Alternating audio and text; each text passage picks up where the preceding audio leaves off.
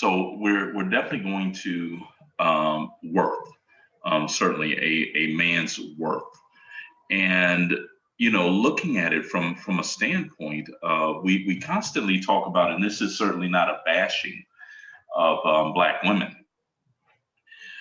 We all remember Malcolm's great comment where he says quite simply that the Black woman is the most disrespected person on the face of the planet Earth.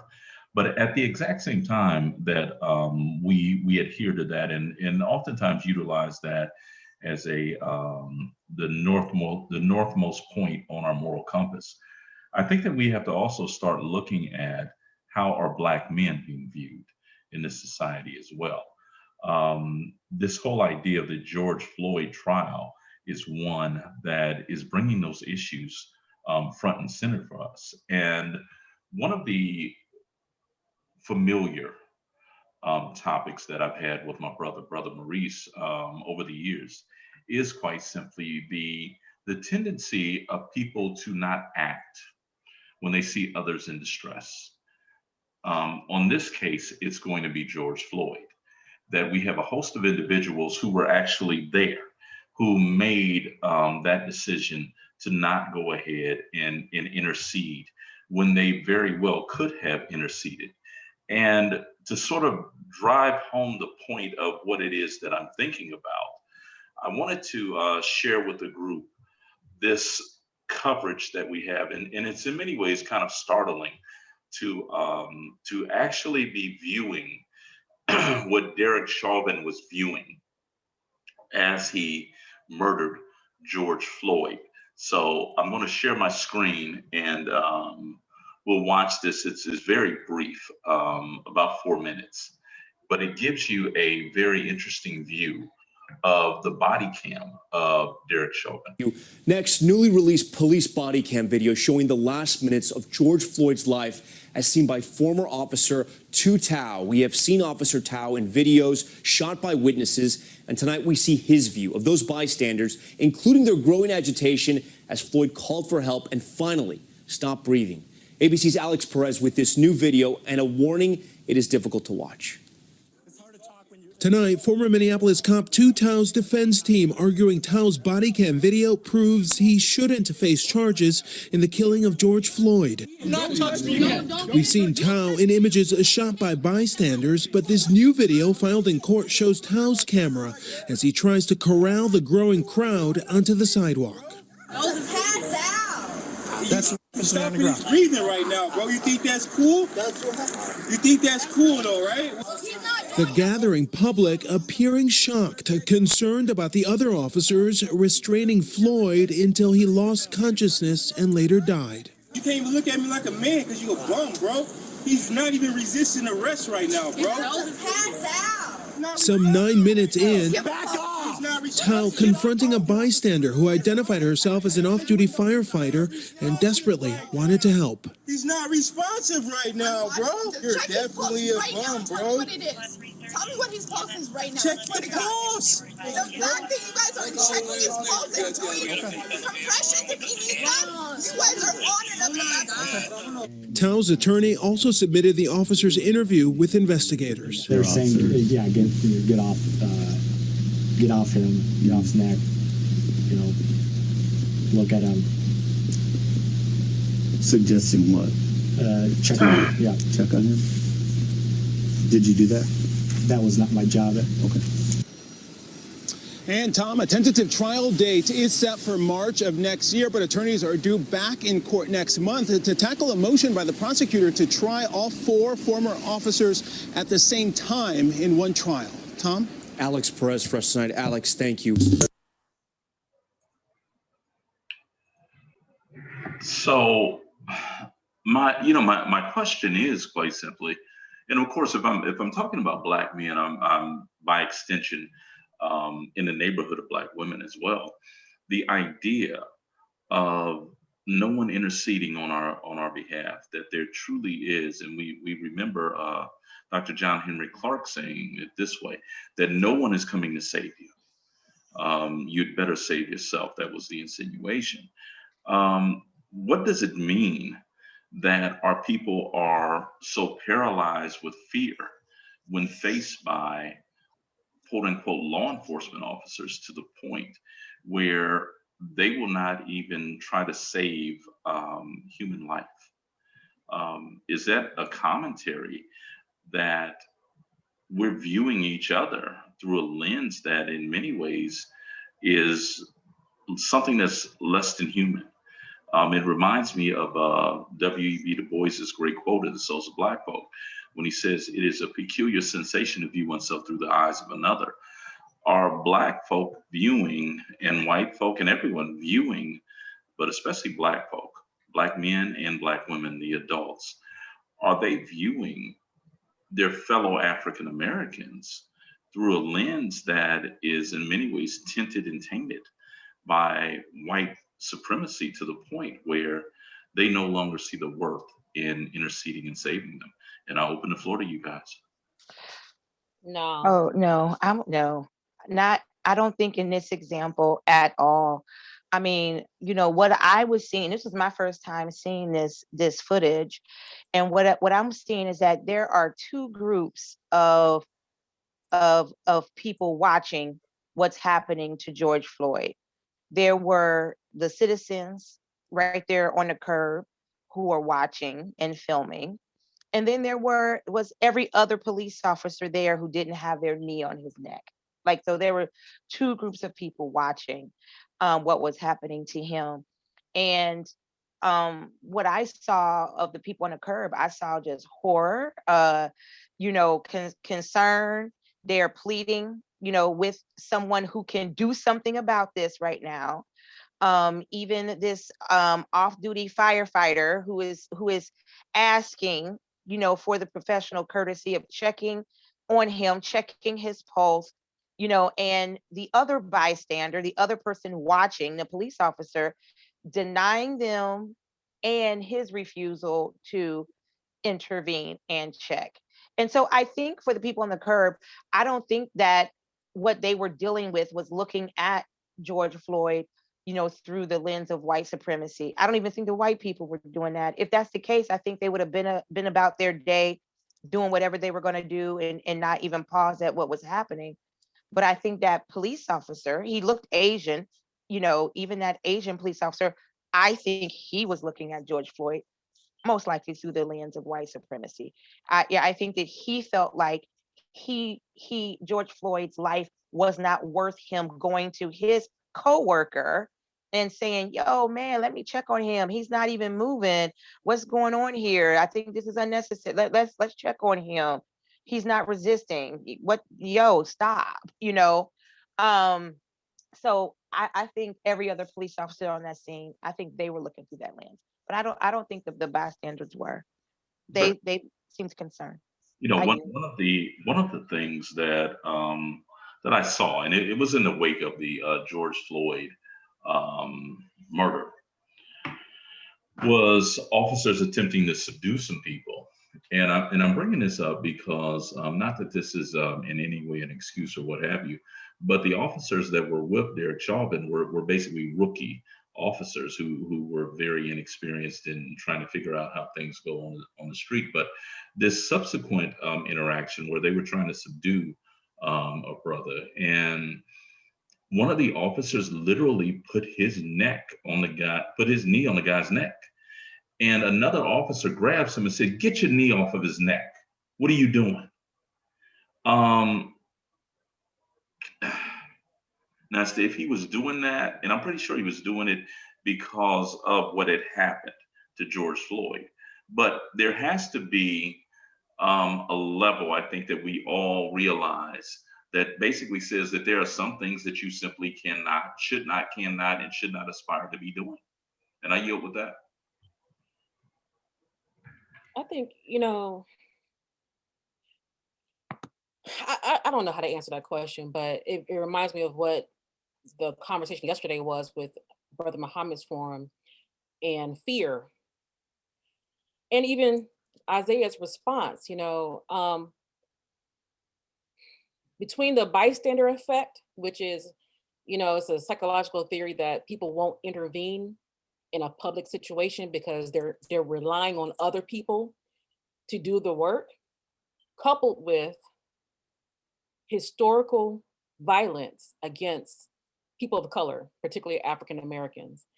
And what I put in the chat there, is this website that I use when I teach called Without Sanctuary. And it's this, I don't know if he's a journalist or historian, but he collected postcards of lynchings. And it's also a book as well. Could you give the entire, it's Without Sanctuary, could you give them the entire address? I mean, for the people who may listen to this. Oh, okay. It's Without Sanctuary, withoutsanctuary.org. And I put that there because, today, yeah, lynching happened decades ago, but really what the last one, if you want to consider George Floyd or James Byrd in Texas. But there is real PTSD that we have in the Black community. And I just wonder, is that related to the fear of people of not jumping out to assist? I don't think we look at each other as subhumans, at least not for the majority. I think we fear not being able to go home.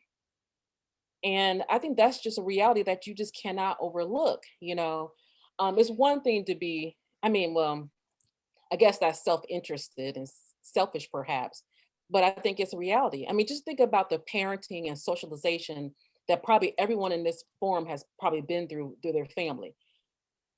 Our parents have taught us and trained us to do whatever we can to come home at night. You know, that training, that socialization is part of fear. That's fear training. You know, we don't socialize our kids like we socialize, like they socialize their kids. We don't encourage freedom of body expression and being in public spaces. That's all tied into this. So I don't know if it's fair indictment on Black people of not wanting to intervene. I guess I can understand it from the fear perspective because it's paralyzing. And that says a whole lot when fear can override your instinctual survival mechanisms that's embedded in your brain. That's your biology.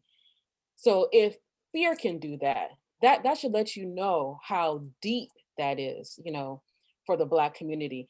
And more importantly, maybe it's desensitizing. I don't know if I can go as far as subhuman, but to constantly see these images, and I forgot the term that has been used, but it's like violence porn, it's become sensationalized, and for them, and then for us, we turn off the TV, we go on about our day. I know I've done that. I'll never forget when Michael Brown was shot. I was in the Bahamas and I wept. I wept for days, probably weeks after that. I couldn't watch it. And I felt guilty about that because how dare I say I can't watch something and him and his family, what they went through. But fear, fear and PTSD, I think that deserves a place in the conversation when we're talking about Black people's response to getting involved in these situations. It's unfortunate. I I, yield. I think you're right. I think also what we are dealing with, especially when it comes to the police, is that everybody is aware that the police has this unchecked um, ability to gun people down in the streets, to kill people with their bare hands in the street, and not face any kinds of consequences at all. You know, and I think one of the things that gets missing in our conversations about police right now is the whole issue of of unjustified use of force that police have across the board. In all of this, I have heard, the past 2 years, I have heard some horrendous situations of police completely brutalizing white people because somebody dare to question why they got stopped or pulled over or something. What police are doing in certain parts of the country to Native Americans. You know, here in Ohio, we don't have a lot of Native Americans, so often, so it doesn't really make our media.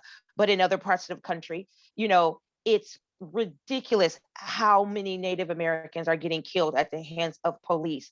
So it is definitely things that you were saying, Sister Danielle. We do raise our kids to make it home at the end of the day, you know, and if you make it home at the end of the day, and then we will deal with that officer, you know, we will deal with the police department, but we want you to survive, child, survive, you know.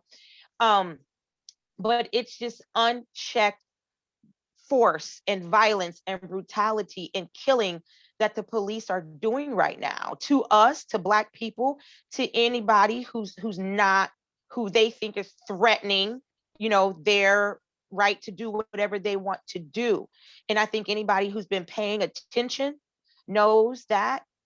And if they, you know, have even an ounce of critical thinking abilities, you know, can say in a few seconds, if I try to run over there and tackle Derek Chauvin off of George Floyd, we all dying out here. I'm dying out here tonight. You know, George Floyd is dying out here tonight. I'm dying out here tonight.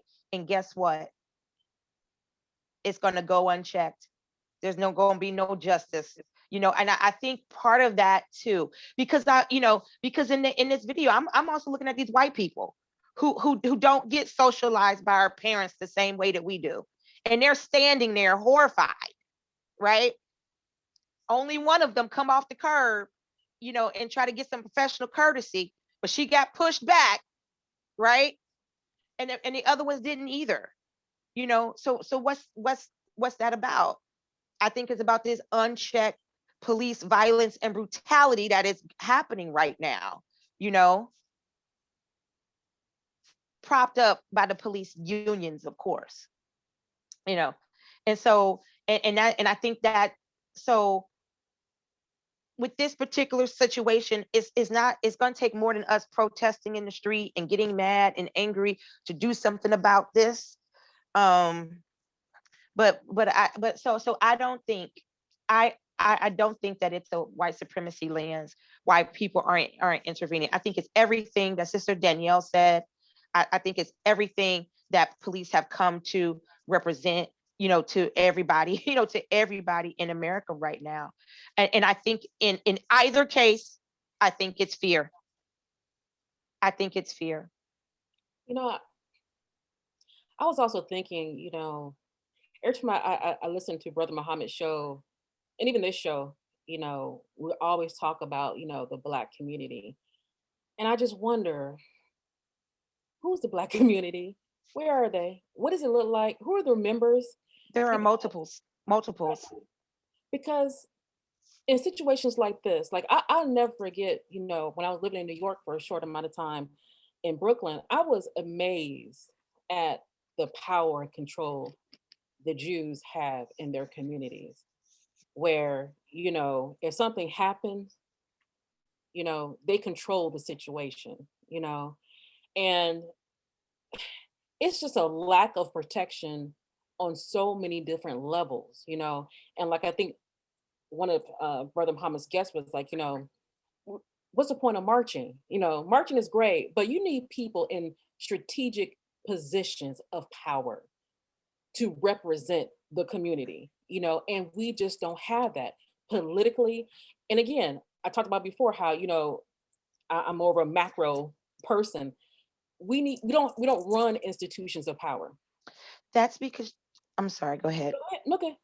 I think that's because many generations ago, Black people traded gaining that kind of power for the pursuit of white people's love and acceptance. Yeah, true. That's the difference between us and Jewish people. Yeah. When, you know, I was here in my town of Columbus, you know, every now and then I kind of like take a look at the Jewish community. Before this pandemic, I worked out at the Jewish Community Center. I know that it has a name of a community center. It's like a country club. I mean, honestly, but, and so just sort of got a chance to get to know Jewish people a little bit up close. Every year there's like a historical display. You know, this community center is 100 years old, and I was reading about it. You know, and what I learned is that when Jewish people first came to this town, they were so discriminated against by white people. You know, so much hated by white people, and white people didn't want to have anything to do with them. And they said, okay. They didn't try to integrate. They said, okay, and we will have our own, you know, and we will educate our kids ourselves. And part of that education is letting kids know, let me tell you what white people have been doing to us for centuries, you Yeah. know, and they built their own institutions and infrastructures from the ground up, Yeah. right? And to the point where they have so much resources and so much wealth, you know, that white people have no choice but to work with them. Yeah. You Yeah. know, one And of see, the questions that I have that I want to present to the group is quite simply, considering all that has just been said, what do we say to young black boys, to young black men in regards to their place, their worth, what they should be doing in these crowded spaces? Because we really don't have any free spaces, it seems, for black, maybe the barbershop, for black men to be. And with COVID, of course, that's kind of went down as well. So what is that message? And I'll end it by saying that my message to my son, and listening to what you guys are saying, is one that kind of saddens my soul, because I tell him during interactions with not only police officers but with anyone, I just need for you to survive, because if you don't survive, it's over for me. I need for you to survive. And it's a weird use of Malcolm's by any means necessary. yeah. Okay, so what do we say to the young black males within our community? You know, if I can, I want to add to what Renell was saying, and to address your question. Number one, I don't know. But I would think, like, following in the footsteps of what Brother Muhammad is trying to do in Mississippi, you gotta buy the real estate. You gotta buy the real estate. You gotta seize positions of power. And, like, for example, you know, I'm from Cleveland, Vernell, and particularly Cleveland Heights. And in that community where the Jewish community is, literally, they control the city. And because it's part of their religion, right? They can't travel beyond what, 5 miles? I can't remember, 3 to 5 miles during the Sabbath or whatever. And so blocks and blocks of real estate is owned by this community. Their dollars um, are turning over, you know, in the community. Their school system is there. Everything is there, and everybody else abides by their rules because they own that shit. You know. So I guess my suggestion, and I don't know if it's good or not. I don't know. I don't know the answer to that, James. But I would say get into home ownership, real estate, buying up commercial properties, because no one listens to people who don't own anything, don't have anything. I don't care. You scream, march, but if you don't have anything behind your back, you're not respected. You know, and I know it's not quite easy to do that. I think about a lot of professionals I know, including myself. It's hard to do that. It's hard to get started because why?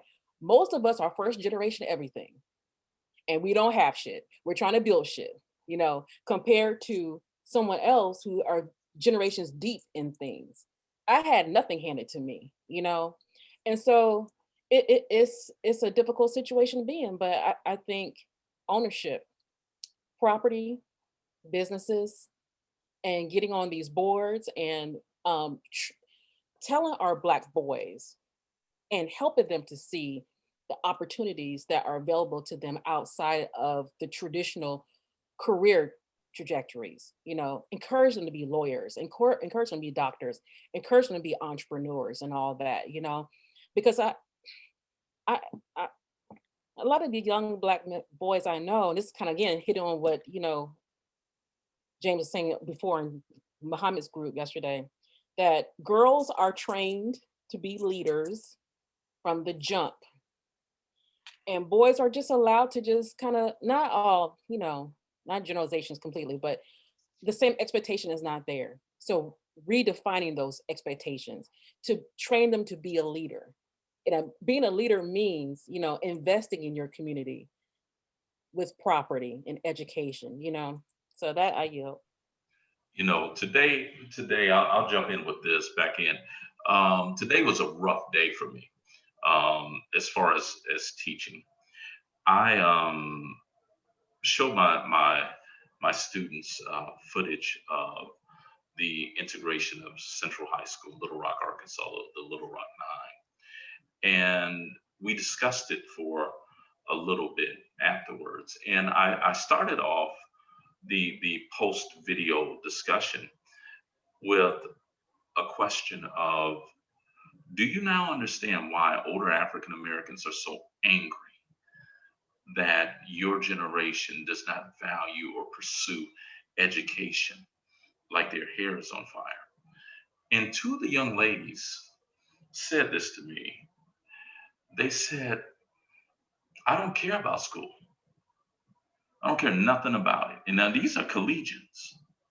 Maybe if it had been kept from me from in some way, I would care something about it, but I care nothing about it. And I had a very interesting conversation with a student.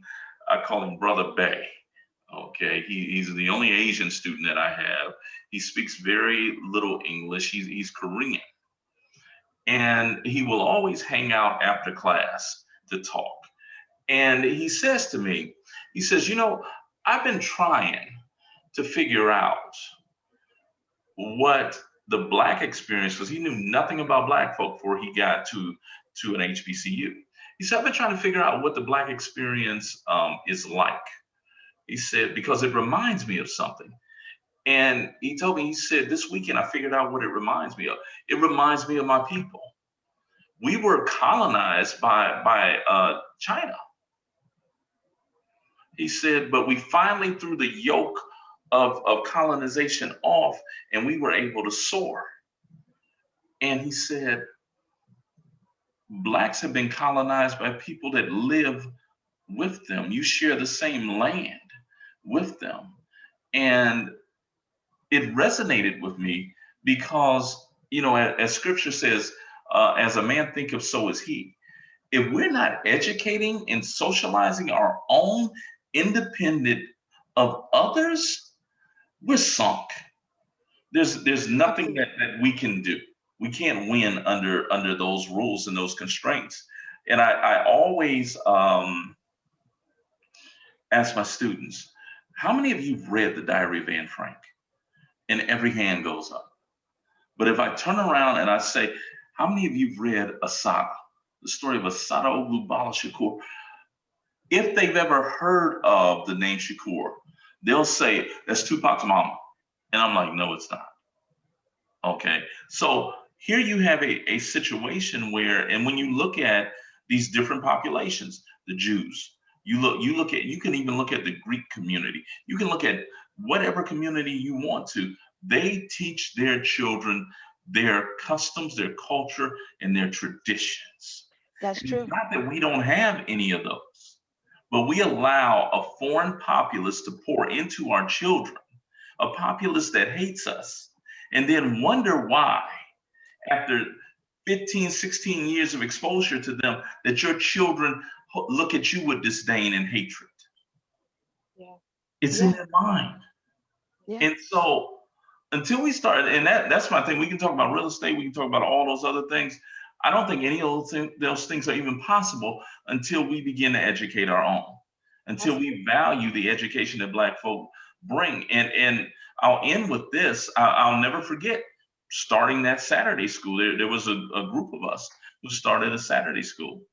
Black people had no interest in bringing their children to that school, none whatsoever.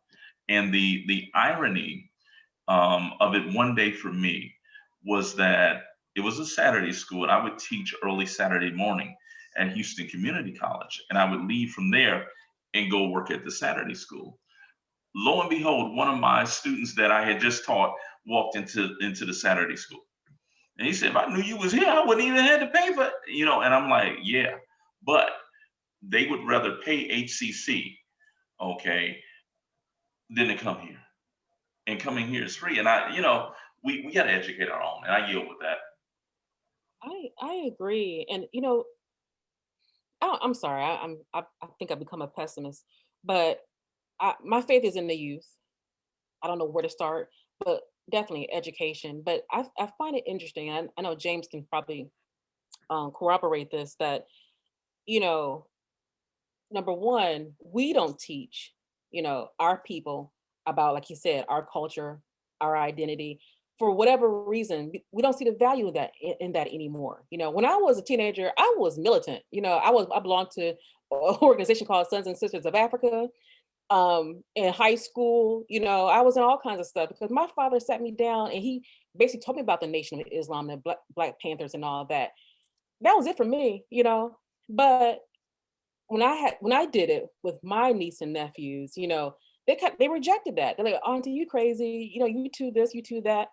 I'm like, "I'm trying to teach you something real, And there was a rejection. Some of it stuck with some of the kids, some didn't. But there is a rejection with knowing Blackness, and it's very scary. And on the flip side of that, it's very interesting. I went to West Africa and spent a month and a half there. And this is where I think it's important to make alliances internationally. I believe in that. I think there's some strength in that.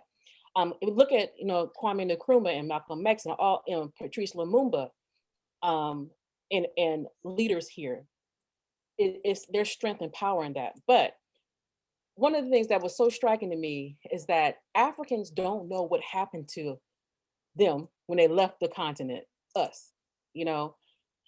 All they know, they were colonized, and then enslaved Africans were shipped off. They have to this day, they have no knowledge, of what happened to their people.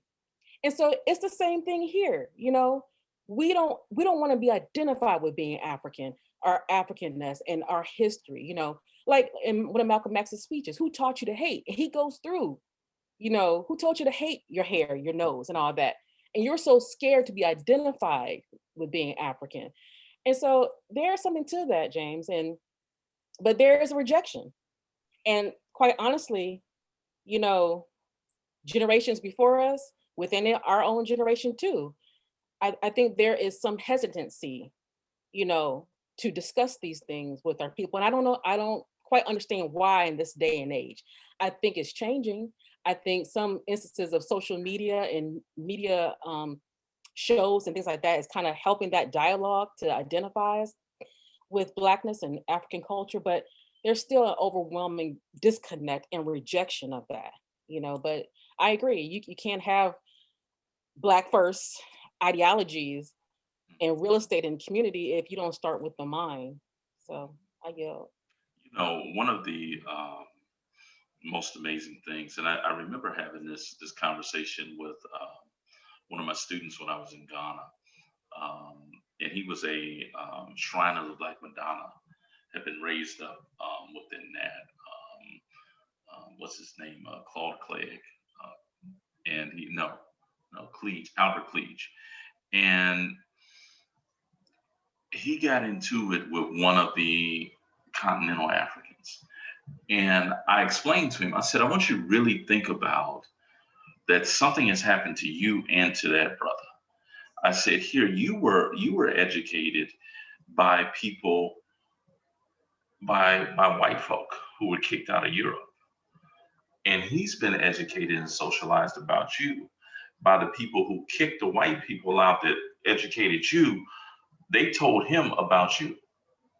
There's no way that you're going to be able to get your minds together about anything unless you go through a long process of first recognizing that you have a problem. Okay. And I see a great resistance towards that, but I also find hope in the youth. This week in one of my classes, I introduced them to Marcus Mosiah Garvey.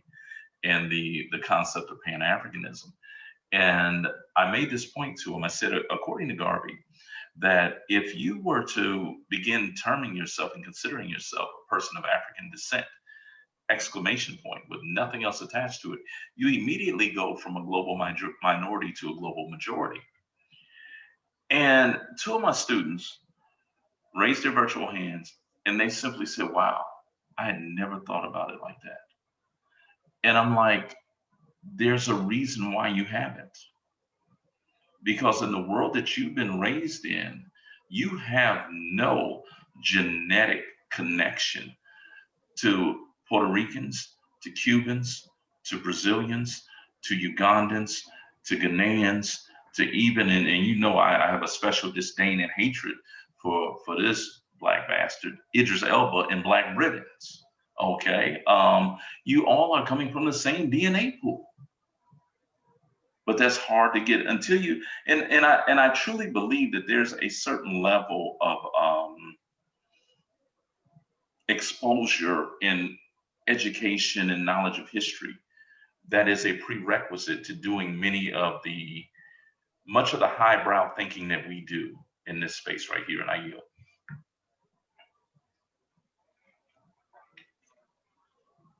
You know, when I think about it and look at the lens from which even we're taught in school from a white perspective.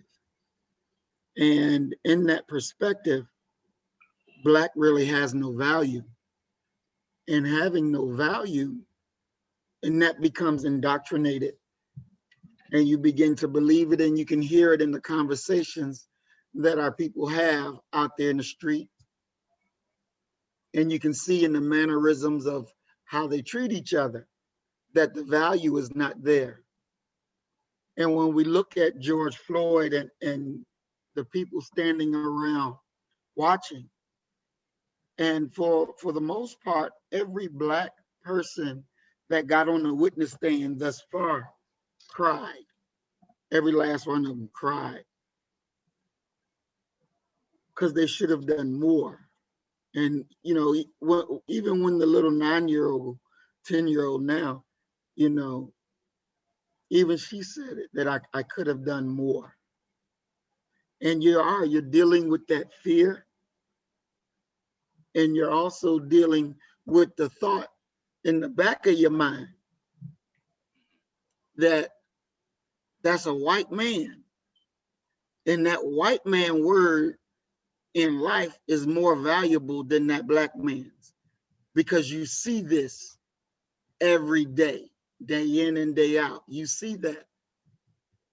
There was a protest in Ferguson, and the police had this white guy, and these Black women were fighting with the police to get the white guy away, and they got him out of there. And so he didn't get arrested.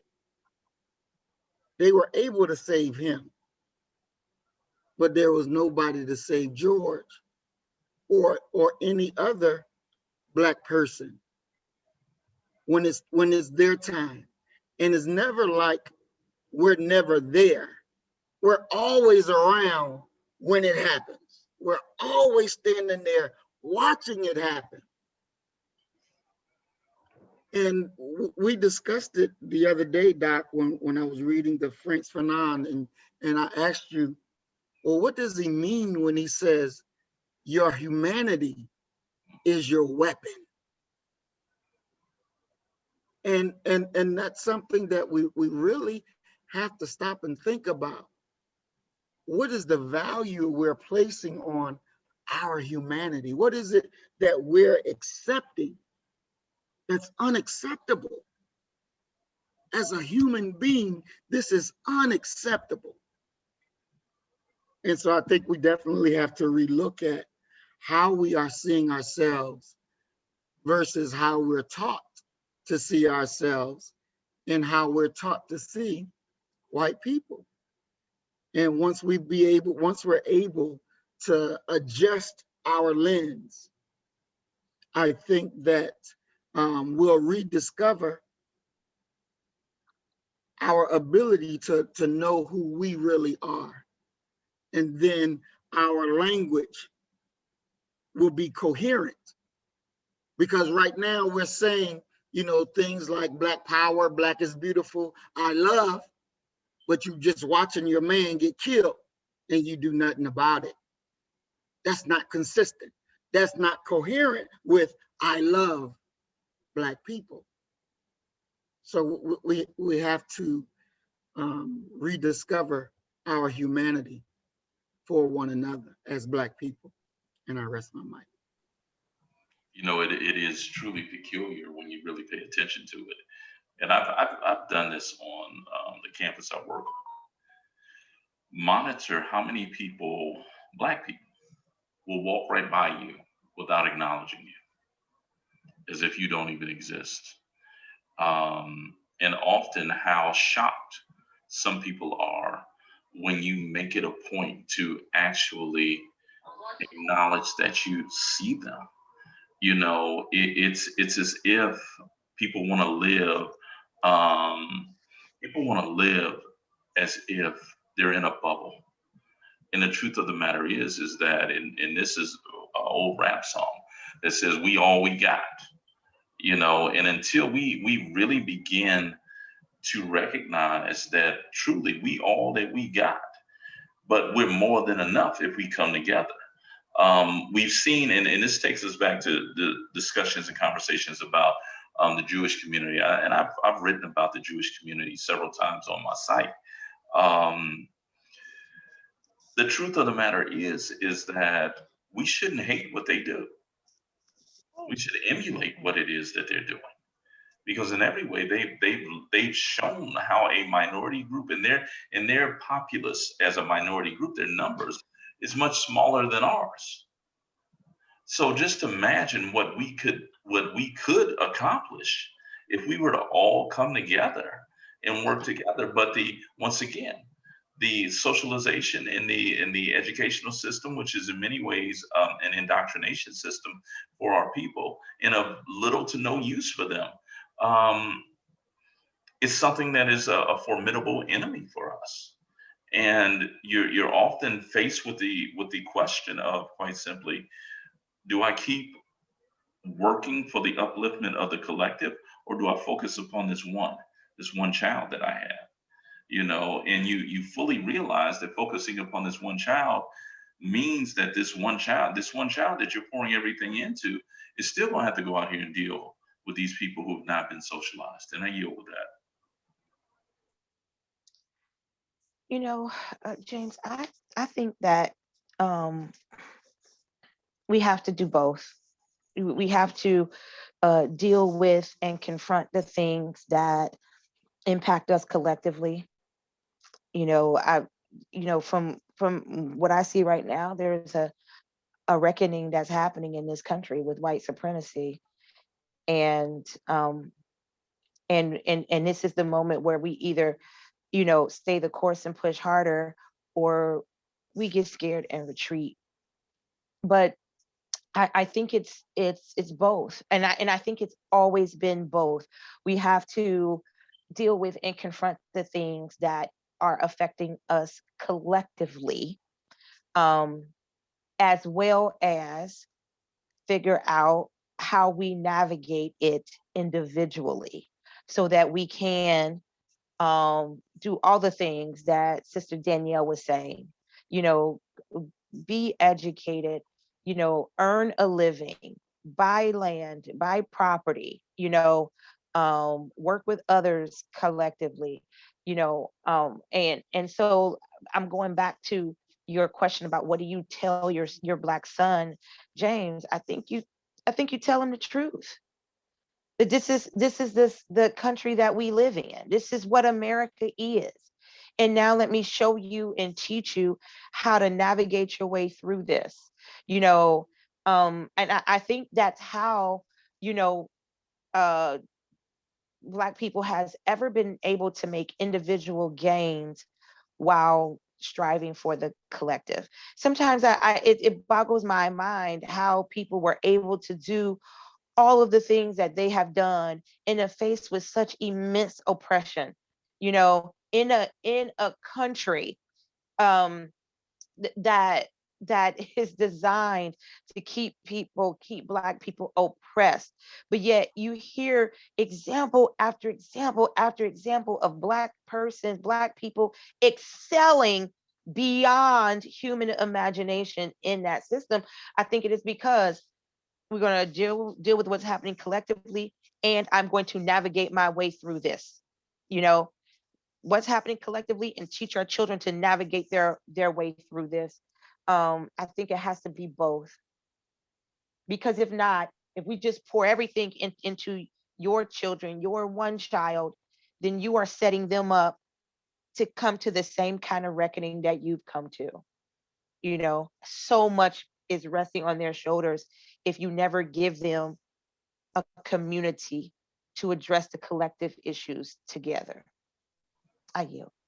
You know, I use this as a shock tactic for my students, but many of them we go through, because we're talking about American Reconstruction, and we go through the 13th, 14th, and 15th Amendment. I ask them, do they know what the 13th Amendment is? And they'll say, well, it abolished slavery. And I just pause.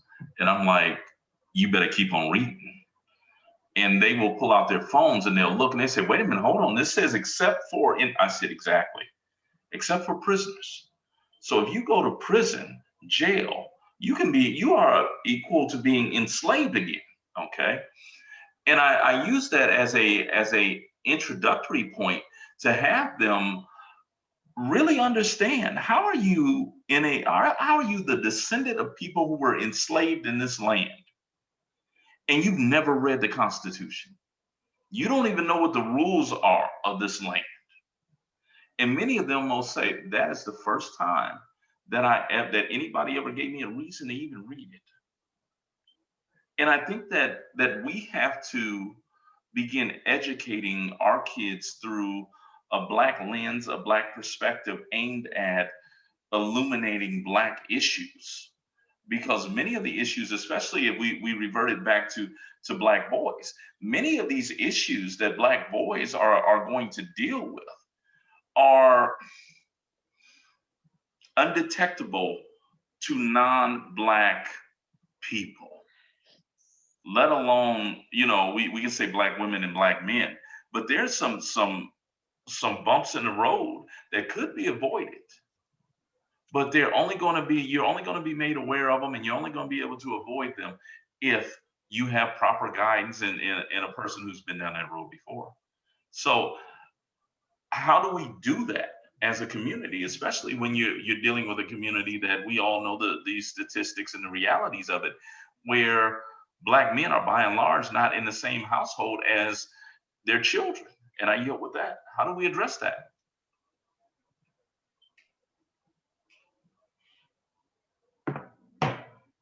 Boy, I wish I had the answer to that question. Right? I wish we all had the answer to that question. But sometimes it's asking the question is just as important as having the answer.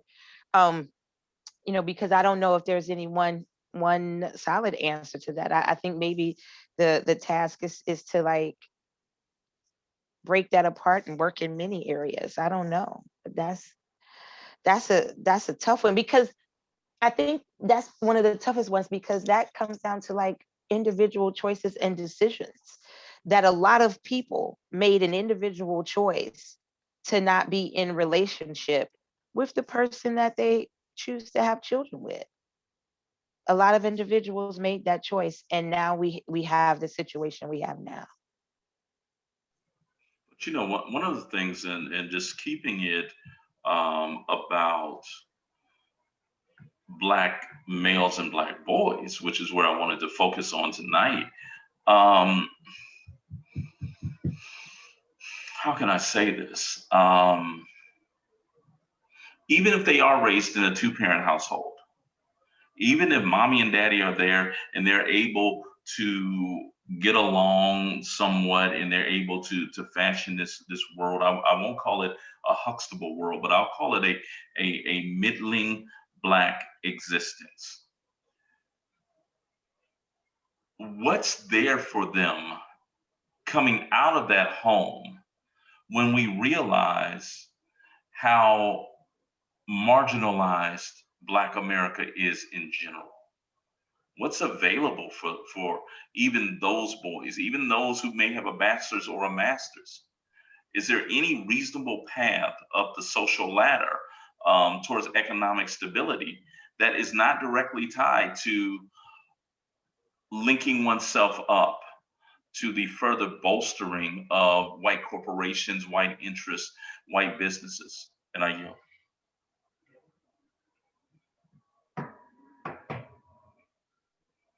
I just want to say, I don't have any answers either, and it is certainly not something that I'm trying to push off on men, but when in the question of, how do we respond to this when there are, the reality is so many Black men are not in homes with their children. My question again is, what are you guys doing? I don't mean you personally, but I'm like, I think this is absolutely something that men must take the lead on, and so I think it's a great question, but my question is, what are the men doing, and when it's going to be the call to action for them?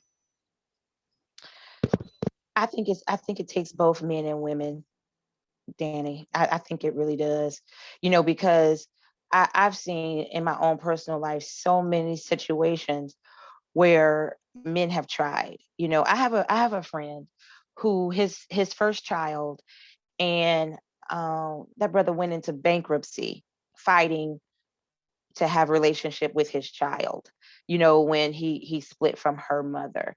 He had a visitation order which she wouldn't honor.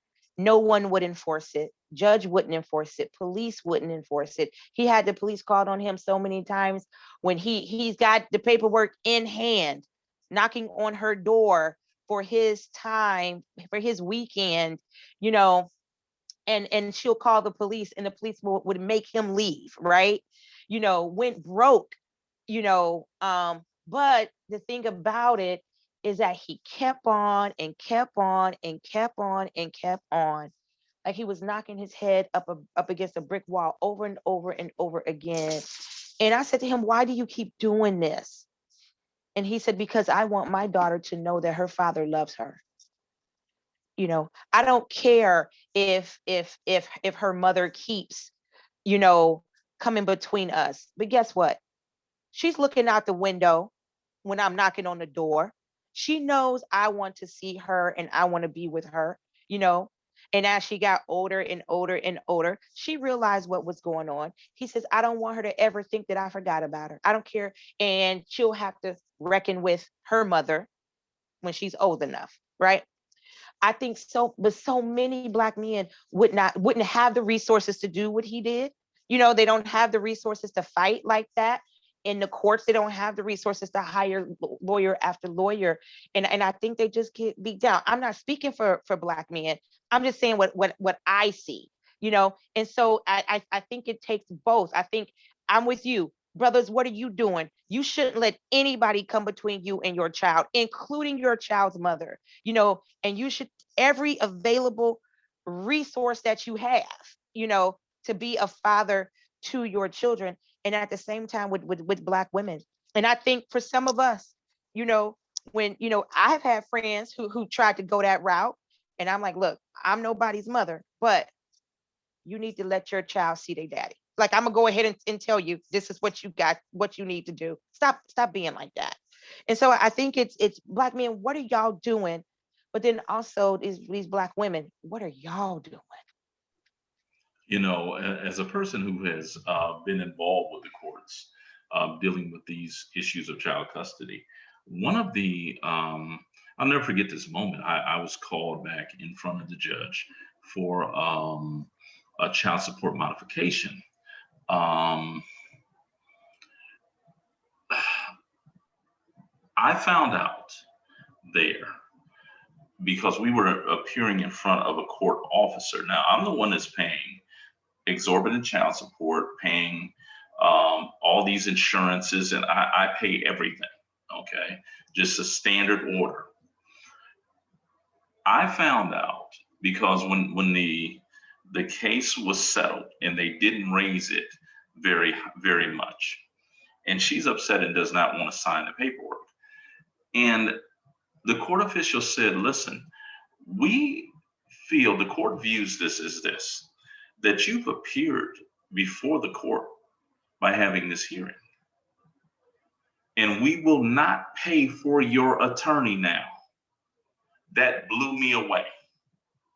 Because here you have an individual paying monthly, okay, into a system. You ain't got no resources. You ain't got no savings. You don't have anything to fight with. You go down there and represent yourself. And then to hear, after you paid 20 grand, 10, 15, 20 grand in a year, to hear them say, well, under other circumstances, we would have paid for her attorney. How can you possibly win? When the person that is receiving money gets a free lawyer. And if you don't pay that money, you going to jail. There is no win for you there whatsoever. And sort of to answer the question of what are Black men doing, we can't answer that because it's a case-by-case basis. And as with anything else, unless you got significant coverage of it, meaning news coverage of it, we should never begin to generalize and speculate. It's kind of the exact same thing that we could ask this very question, and I've heard it asked. What is Cornel West saying? How can that brother ain't saying nothing, blah, blah. And they were talking about Trump, right? And just because you don't see Cornel West on MSNBC and CNN doesn't mean that he hasn't said anything. It's just that those news places where you're getting your news, all of your news at, they ain't got him on there now. So now the brother done been shut up. Okay, you don't believe that he's saying anything. So that's why I hesitate to say what Black men are or aren't doing, because I know a whole bunch of brothers who are going through it. I know brothers who right now, as we talk, I try to get in contact with one of my homeboys when I was back in Ohio visiting. Couldn't get a number on him, X, Y, and Z. Well, I found out that he actually in jail because of some stuff behind an allegation made by his baby mama that he did something to his son. Okay, he ain't got the money to get bailed out, so he sits there until the trial comes. So, and it goes the other way for me as well. I never participate in these Black male-female panel discussions because I don't want to be a part of maligning Black women, and I love Black women, maligning Black women and allowing outsiders to take my words and use it as a broad paintbrush to paint across all Black women as if they're the same as one of the few that I've dealt with and had problems with. So I can't answer what Black men are doing because I know what I'm doing. I know what Damon is doing. I know what Brother Maurice has been doing. Okay, but I don't know what other brothers have been doing. And so I don't pretend to even talk about what they've been doing, because until you really know intimately what they're going through, what you see from the outside, it's worth nothing. And James, that's why when you first asked the question about Black fathers not being in homes and stuff, I said that what we're dealing with is a collective problem that is generated by individual decisions, and individual mothers and fathers making decisions to not both be in the home in some kind of, a decision on either end, both or one who has the right to kick out the other, but it's individual decisions that is causing this collective problem. And I don't know what the solution is, except, I think maybe community pressure, maybe community values.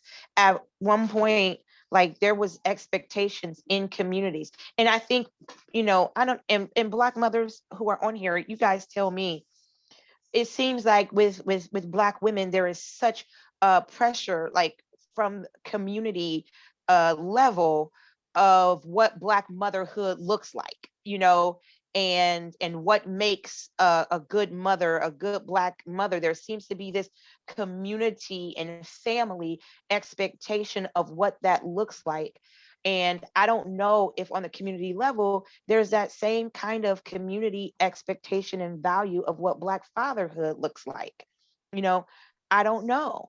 I think we're so far down this trail of fathers not being in their homes, the same kind of discussions that happen amongst Black women when they're on the cusp of motherhood. There may not be anyone there to no Black men there to talk to a young Black man who's on the cusp of fatherhood. I don't know. I want to jump in if I can, Annie has her hand up. Go right ahead.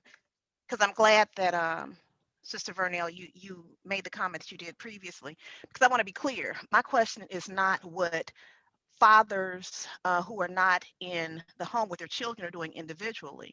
My point is exactly what you just brought up, Vernell. My thought is what collectively are Black men doing. I believe the Black men have to take the lead on that. That's not to say that no Black men are doing anything, but I think that you really hit the nail on the head, Vernell. Collectively, as a community, what is the standard, and what we're not going to accept going to be, because just as you said, James, in my opinion, that really struck home in talking about educating our children. I can't just be concerned about my child. So if me and my village, we're tight, if I'm here with my children, that's wonderful, but collectively, what are we going to do about the absence of male figures? You even had to be a daddy. you know it doesn't have to be that you're a father. The absence of male figures in our community, so that's my only question. And again, I think women can't take the lead on that. That's my only point. That has to be something that men do. Yeah, I yield. but the thing is, and let's be honest about this, that this was one of the things that at when I was working for the Ohio State football program that I learned. I learned through, participation and observation in regards to this.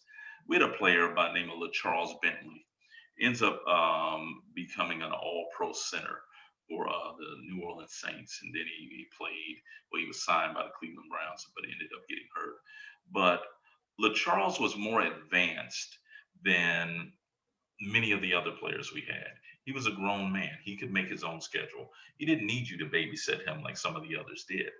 And a lot of the academic counselors, they shunned him. They didn't want to deal with him because Charles would tell them, I know what class, where the class is, what I got. Okay, he didn't need babysitting. And they didn't understand how I could work with Charles just seamlessly. He would do whatever I asked him to do. And I told him, we have a relationship. He understands that I'm not going to ask him to do anything that is not for his benefit. And I think that that's the core of community, that you need to have a relationship, a pre-existing relationship, so that number one, let's be totally honest, you're not afraid of these children that you have a pre-existing relationship with them. Okay, where others may see a thug or somebody walking around with a hoodie on and this and that, you recognize him. That's Malcolm Jenkins. He stay over. That's Miss Jenkins' boy. Okay, but it ties into the idea of community. And one of the questions that someone tapped upon, one of my students, former students, Jamal Dale, would say this all the time. He said, "You talk about the Black community. My question is, when was the last time you saw it?" Because community says a whole lot of things. Community is a living, breathing organism that if it's not nourished, it shall wither and it shall die. Make no mistake about that. See that I think that's the point, James. And I want to say, yes, I agree that you can't evaluate what people are doing on an individualistic basis because you don't know. But there's something to be said, and you even said this in the podcast yesterday. Black women drive things. If you want something done, get a Black woman, right? It's that collective action. I'll speak for myself. Whenever you got something going on, I'm tagging my friends and telling my friends. That's just what it's I have that collective approach. But I'm not saying it's not done because I can't see it obviously, right? But where is that collective approach among Black men? I mean, just reiterating what Danny is saying.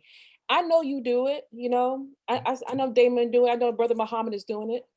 But what can we do? What are some things that we can do just to everyone, you know, to work with families and children and all that so that everyone has that collective approach. You know, Black women had to do this as far as part of their survival, you know, literally. We're rearing children together. We're caring for parents together. We're doing these things together. Where men did not have to do those things. But it's at the point of survival, necessary for survival now, you know. So what are some strategies that I guess we Black men, whomever, can do to make it attractive to Black boys and men to take that collective approach? Because I know it's tiring for you and perhaps Muhammad and everybody else, for the few of you that's pulling people together. I know y'all mentoring and y'all instilling and investing, but you just one person, you know. So I don't know what can be done. Like what's a strategy? And I guess my question is, why is it unappealing? I'm assuming it's unappealing, but why don't we see? Because quite honestly, we do see Black women working together. We see it. You can say that, you know, there's discord, you can say whatever you want to say, but if you want something done, look, I make it a point to patronize Black women's businesses, Black men businesses. It is my point. You know, I will spend my dollar with Black folks first before I spend it for someone else first. You know, is is that similar to Black men? You know, I'm sorry, I don't hear those discussions, but I hear Black women talking about it. I hear Black women say, "Hey, look, But support this company, support this community." So again, this is not an attack. I'm just asking the question. but I think that there's something to be said for that. You know, you point out me, you point out Damon, you point out Brother Maurice. Um, Black men generally are more the lone wolf type, Okay.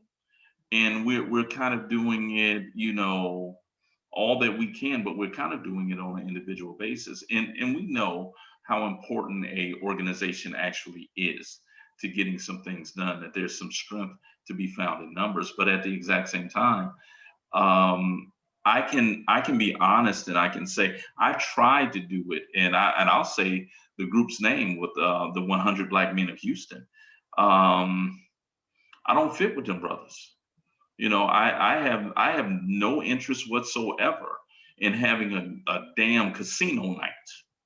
Okay, I have no, you know, and I can recognize the angle in the game that for many of them it's aimed at injecting themselves into the lives of a good looking sexy sister until they can get the draws, and then they off to the very next one.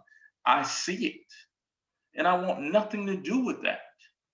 And so you wind up repudiating that, but then at the exact same time, um, you're distancing yourself from that doesn't prevent it, and it doesn't move you any closer towards doing what it is that you should be doing.